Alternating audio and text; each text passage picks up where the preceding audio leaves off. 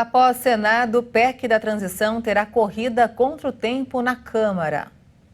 Bolsonaro exonera médico que assinou nota anti-vacina do Ministério da Saúde. E você vai ver também. Cotado para a Fazenda, Fernando Haddad se reúne com o ministro Paulo Guedes em Brasília. Receita Federal aumenta o limite de dinheiro em espécie que não precisa ser declarado em viagens internacionais. Vladimir Putin diz que vai continuar atacando a infraestrutura de energia da Ucrânia e que a guerra será longa. Seleção brasileira encerra a preparação para as quartas de final da Copa do Mundo do Catar contra a Croácia. Agora no Jornal das 18h30.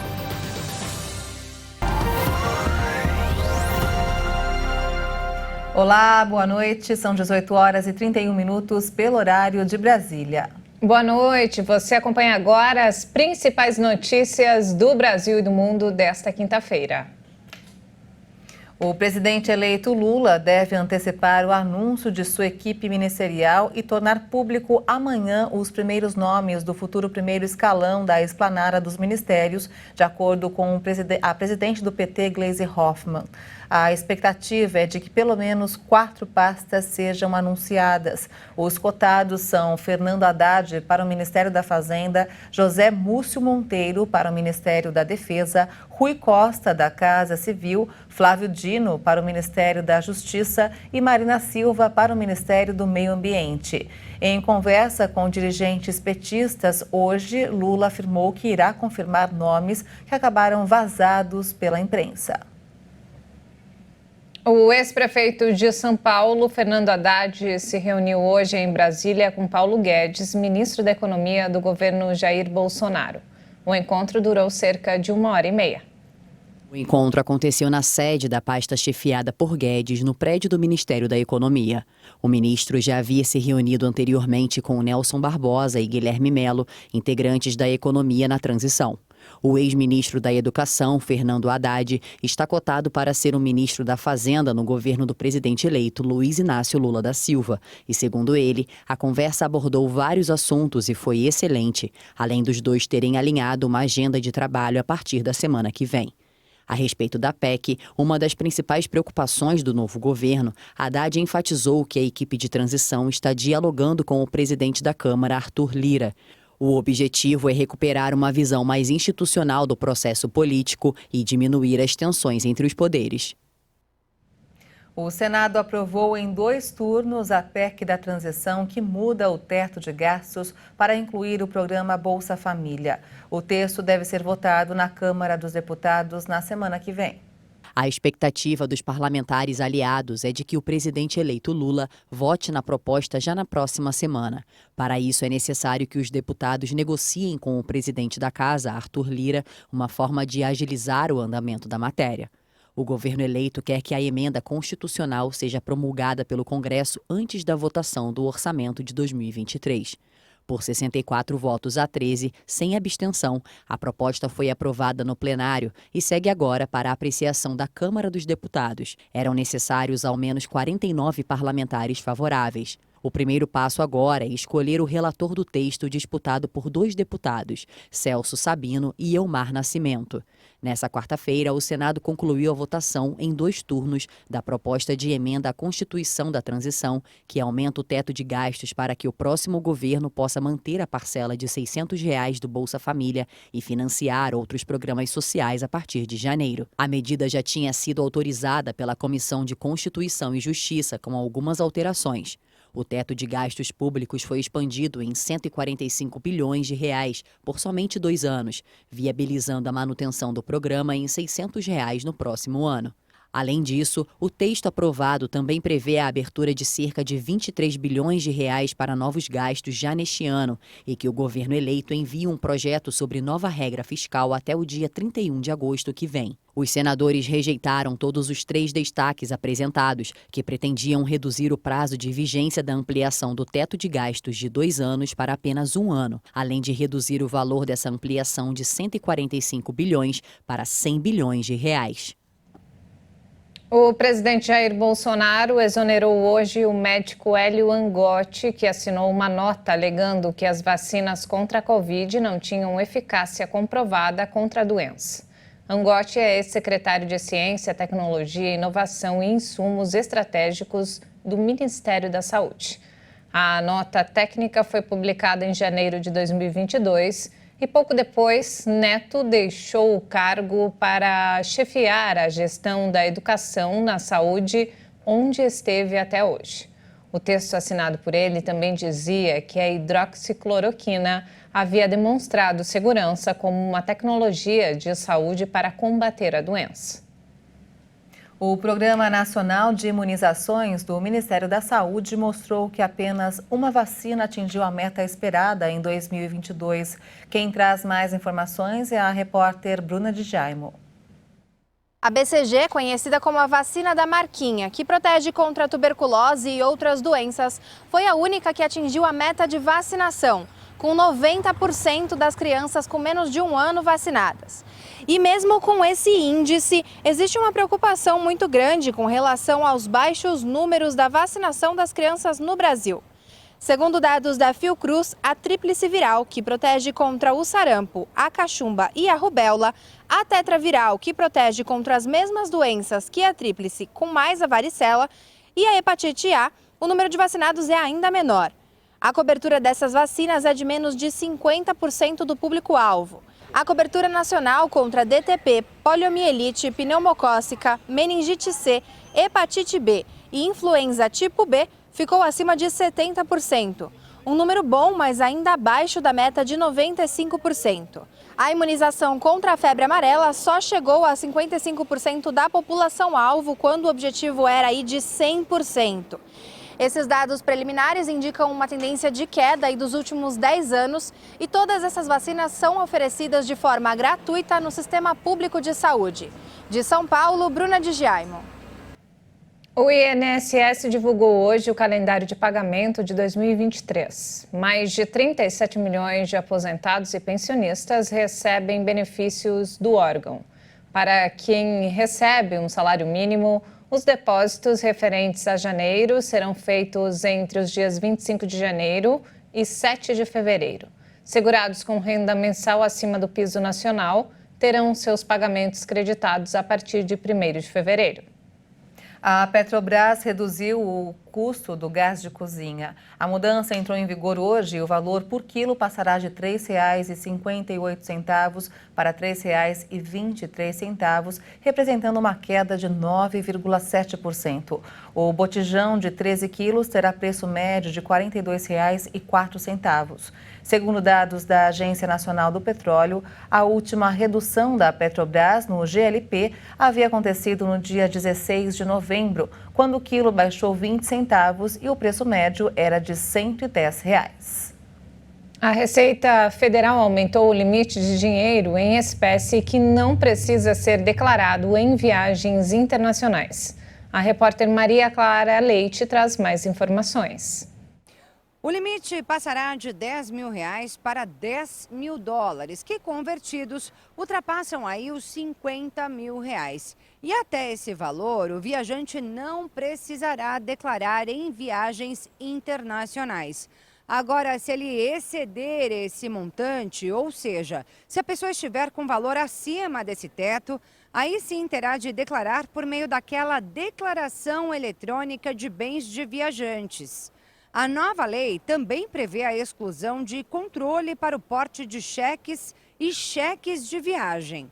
O objetivo das novas regras é alinhar o controle aduaneiro com as alterações promovidas pela nova lei de câmbio e capitais internacionais, que trata do mercado de câmbio brasileiro, o capital brasileiro no exterior, o capital estrangeiro no Brasil e a obtenção de informações pelo Banco Central para a elaboração das estatísticas macroeconômicas oficiais. A nova legislação foi publicada no final do ano passado, mas passa a valer apenas a partir do dia 30 de dezembro de 2022. E vamos agora ao mercado financeiro. O dólar fechou em leve alta nesta quinta-feira, após a aprovação da PEC da transição no plenário do Senado. A moeda norte-americana subiu 0,22% e encerrou o dia cotada a R$ 5,21 na venda. E como era esperado, o Copom decidiu manter a taxa Selic pela terceira vez seguida. O índice vai permanecer em 13,75% ao ano. O comitê cita incertezas fiscais e cenário externo desafiador como justificativas.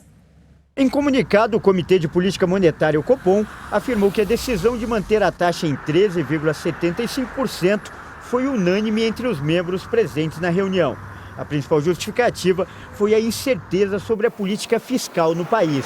Abre aspas. A conjuntura particularmente incerta no âmbito fiscal requer serenidade na avaliação dos riscos. Fecha aspas, informou o comunicado. A justificativa passa ainda pela desaceleração da atividade econômica global mais acentuada do que a projetada. Assim como nas decisões anteriores, pesou também a inflação e as perspectivas econômicas domésticas. Esta é a terceira vez seguida que o comitê decide pela estabilidade da taxa, após uma sequência de 12 altas, iniciada em março de 2021, quando a Selic estava em 2% ao ano. O atual patamar é o mais alto desde novembro de 2016, quando a taxa básica estava em 14% ao ano. E veja a seguir. Putin afirma que vai continuar atacando a infraestrutura de energia da Ucrânia e que a guerra será longa. E ainda, a seleção brasileira encerra a preparação para as quartas de final da Copa do Mundo do Catar contra a Croácia. Os detalhes em instantes, até já.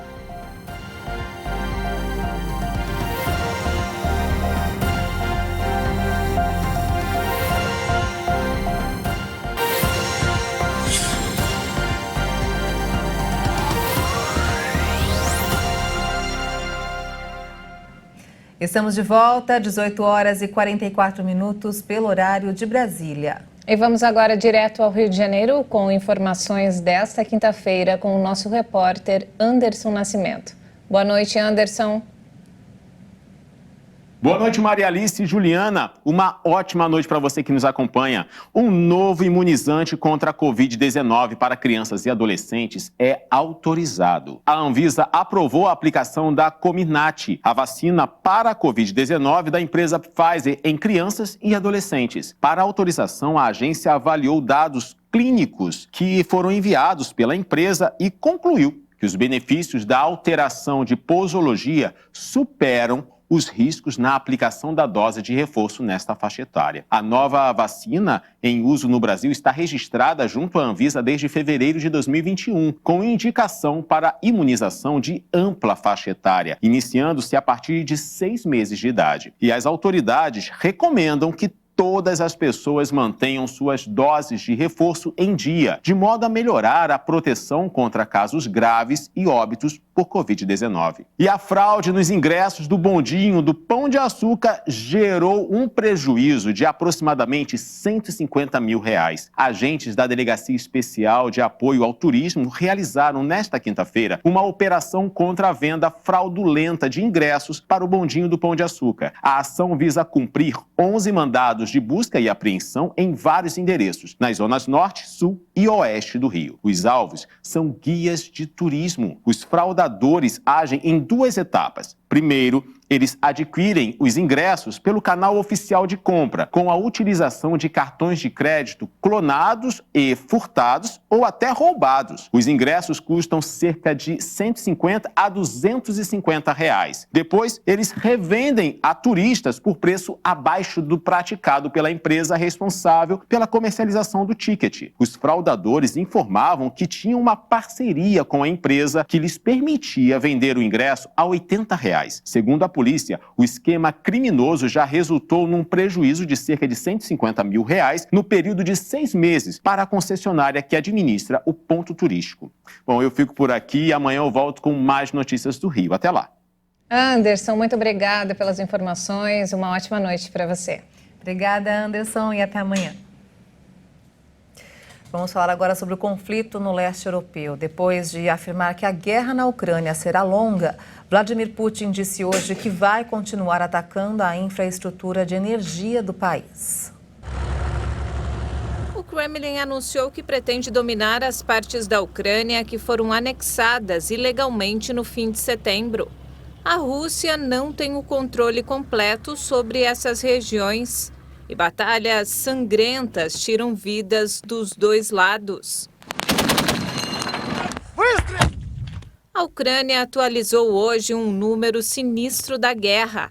93 mil soldados russos teriam sido mortos desde o início da invasão, sendo que 340 só nas últimas 24 horas.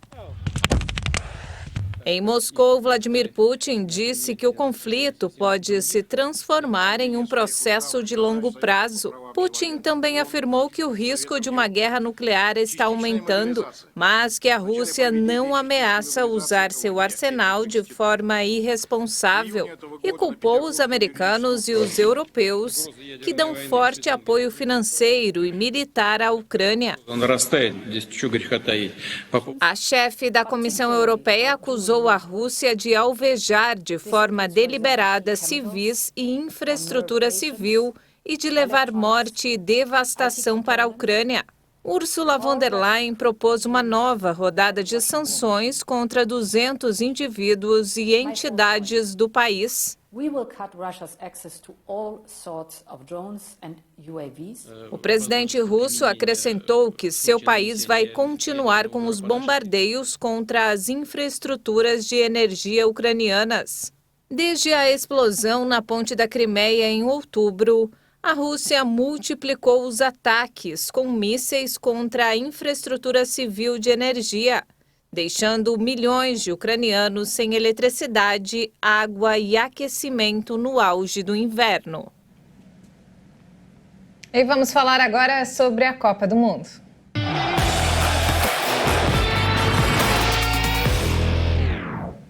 E Leonardo Félix está aqui com todas as informações. Léo, depois de 2 dias aí sem disputa nos gramados do Catar, amanhã promete muita emoção, não é isso, Léo? Boa noite. Boa noite, Léo. Boa noite, Juliana. Boa noite, Maria Alice e a todos que nos assistem aqui na HIT. É isso mesmo.